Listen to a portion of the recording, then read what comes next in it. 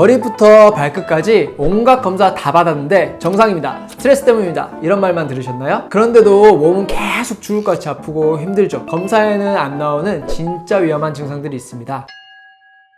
안녕하세요. 통증왕 홍마치 홍순영 원장입니다. 오늘은 자율신경 실조증이 왜 검사만으로는 잡히지 않는지, 그리고 놓치면 안 되는 위험 신호들은 무엇인지 명확하게 알려드리겠습니다.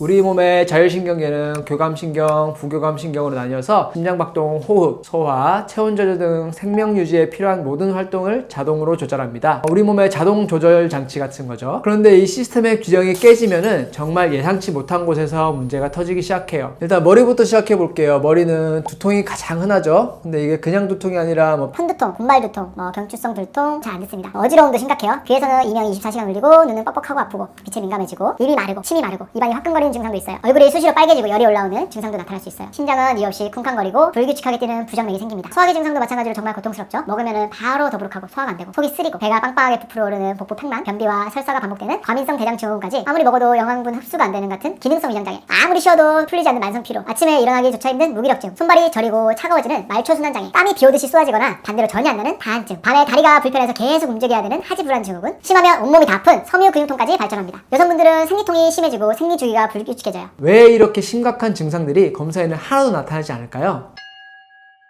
다 정상이래요. 특별한 이상이 없으니까 스트레스 때문인 것 같다 그러고, 신경성이라 그러고, 마음만 편히 먹고 푹 쉬려고만 한대요. 근데 환자분들은 정말 죽을 것 같이 아파요. 너무 힘들어요. 이게 말이 됩니까? 이렇게 말씀하세요. 이게 자율신경 실조증의 가장 큰 문제예요. 검사에 안 나와요. 왜 안 나올까요? 왜냐면은 이 자율신경 문제는 기능적인 문제지 구조적인 문제가 아니에요. 쉽게 설명드릴게요. 컴퓨터가 고장났다고 생각해 보세요. 수리점 가서 구매를 했어요. CPU 정상, 메인보드 정상, 메모리 정상, 하드디스크 정상, 다 정상.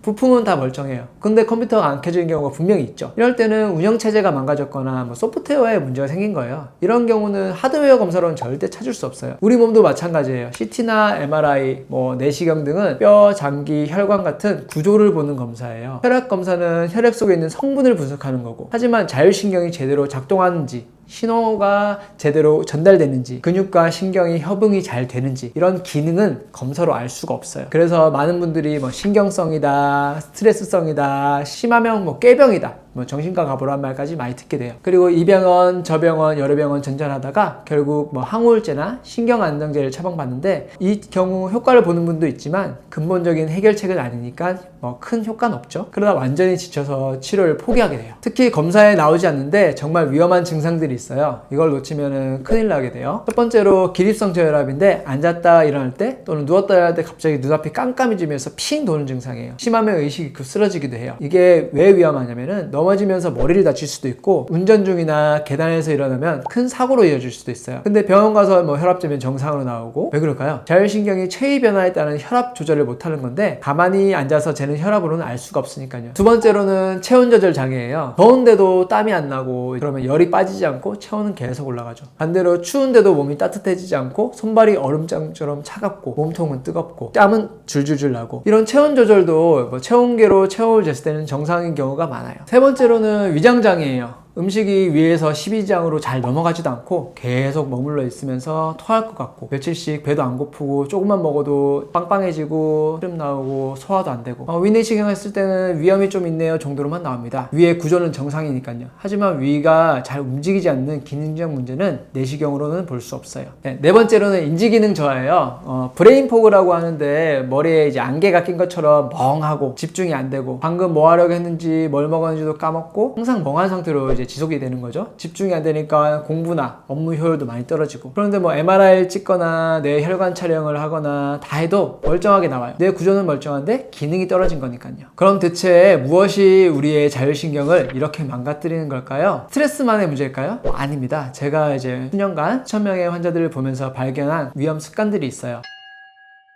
번째로는 만성 스트레스와 불규칙한 생활 패턴이에요. 현대인들이 24시간 전투 모드예요. 아침부터 밤까지 긴장의 연속이고, 직장에서는 성과에 대한 압박, 집에서는 육아와 가사의 스트레스, 경제적인 부담까지, 그리고 퇴근해서도 이제 하루 종일 휴대폰 보고 있다 보면은 이게 교감신경을 항진시키게 되죠. 이런 만성 스트레스는 교감신경을 계속 흥분 상태로 만들어요. 자동차 엔진을 계속 최고 속도로 돌리는 것만 같아요. 그러다 보면 언제든지 터지겠죠. 게다가 교대 근무나 야근, 불규칙한 식사, 그리고 수면, 이러한 불규칙한 생활은 우리 몸의 생체 리듬과 자율신경의 리듬을 완전히 깨뜨리게 돼요. 우리의 몸은 언제 긴장하고 언제 이완해야 할지 혼란스러워져서 결국 고장나는 거죠. 심각한 수면 부족과 수면의 질이 저하되면 당연히 자율신경 기능도 떨어지겠죠. 자율신경 기능뿐만 아니라 수면이 부족하면 우리 몸의 모든 기능이 떨어지게 돼 있어요. 잠은 자율신경이 회복하는 시간인데 이 시간이 부족하게 되면 대부분 문제가 생기게 되죠. 현대인들은 대부분 한 6시간 정도 잔다고 봐요. 보통 5시간, 4시간, 3시간 자는 분들도 있는데 8시간은 자줘야 충분한 회복이 될 수 있어요. 더 큰 문제는 수면의 질인데 자기 전까지 스마트폰 보고 TV 보고 걱정하고 깊이 못 자다 보면은 잠을 자도 제대로 회복이 되지 않게 되죠. 카페인도 문제가 시작되는데 아침에 아메리카노 한 잔부터 시작돼서 점심에 커피, 오후에 에너지 드링크, 저녁에도 커피, 이러다 보면은 요즘에 3-4잔 이상, 5잔 이상 마시는 분도 많아요. 이런 분들은 자율신경이 이미 망가지고 있다고 보시면 돼요. 카페인은 교감신경을 자극해서 심장을 빠르게 뛰게 하고 혈압을 올리고, 그리고 불안감을 증가시켜요. 그리고 디지털 기기 중독과 잘못된 자세, 하루 종일 컴퓨터 앞에서 일하고 쉬는 시간에도 스마트폰만 봐요. 이런 증상들이 거북목을 이제 만들게 되고, 어깨는 돌처럼 굳고 허리는 구부정해지고, 이렇게 굳은 근육들이 신경을 압박하게 돼요. 자율신경 증상이 나타나는 거죠. 특히 목 주변의 근육들이 문제가 되면은 내려가는 혈류가 방해받아서 통, 어지러움, 브레인포그 다 생기게 됩니다. 그리고 몸을 차갑게 하는 습관도 되게 나쁜 습관이에요. 에어컨 바람을 직접적으로 쐬든지 찬물 샤워나 차가운 음료수를 계속 달고 사는 행위, 그리고 짧은 옷을 입거나 노출이 심한 옷을 입게 되면은 몸에 혈액순환이 잘 안 되지 않아서 생리통, 생리불순 등 전신적인 증상들도 나타날 수 있어요. 또 하나 무서운 얘기를 하자면은 자율신경이 뇌와 정신건강에도 미치는 영향이 있어요. 이 브레인포그가 계속 지속이 되다 보면 인지기능이 떨어지고 치매 위험이 높아져요. 뇌 기능 자체가 떨어지게 돼요. 만성 피로나 통증은 우울증을 부르고, 우울증이 심하면 통증까지 더 심해지고 악순환이 생기고 공황장애나 다른 심각한 합병증까지 생길 수 있어서 일상생활이 힘들어지게 될 수 있어요. 정말 무서운 거는 장기적으로 혈류가 부족하고 세포 기능이 손상되고 장기 기능이 떨어지다 보면은 암세포가 생길 수 있다는 거예요. 최근 연구 결과에 따르면은 장기의 허혈이 암을 발생시키는 큰 원인으로 보고 있어요. 이미 증상이 심하거나 6개월 이상 지속됐다고 하면은 보통 만성으로 보게 되는데, 이런 분들은 생활 습관 개선만으로는 한계가 있어요. 반드시 전문적인 치료가 필요합니다.